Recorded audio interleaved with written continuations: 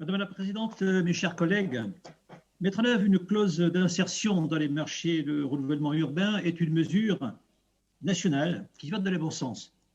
Nous n'aurons de paix sociale que c'est ceux qui n'ont pas de qualification, qui veulent en acquérir une, père de Dargvado. trouver un travail. Je m'abstiendrai cependant pour deux raisons.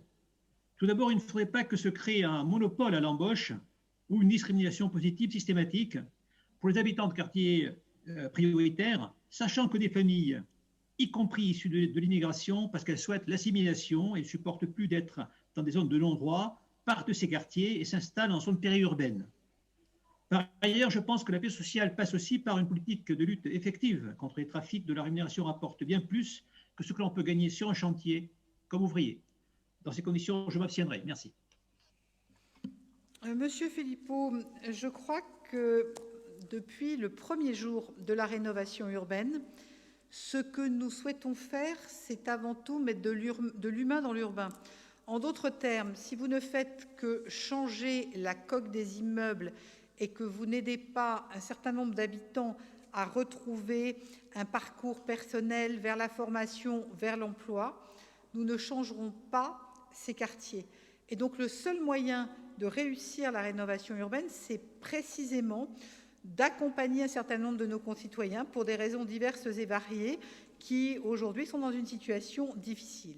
Et quelque part, l'intérêt de cette clause d'insertion et de ce partenariat, c'est d'élargir la clause sociale de l'ANRU.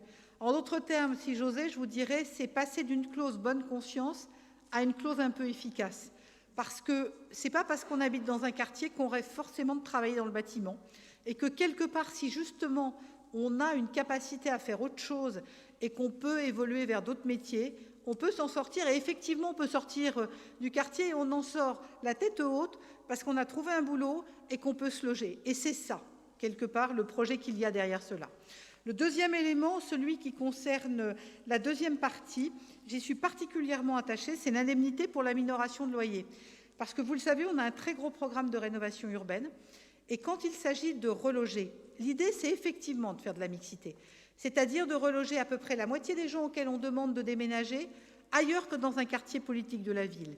Et à ce moment-là, c'est vrai que ce n'est pas toujours simple d'avoir la réponse en termes de reste à charge et d'avoir des loyers qui soient acceptables. Et quelque part, cette indemnité pour minoration de loyer, ça permet que le bailleur accepte effectivement de baisser le loyer proposé et donc d'inscrire les intéressés vers un nouveau parcours.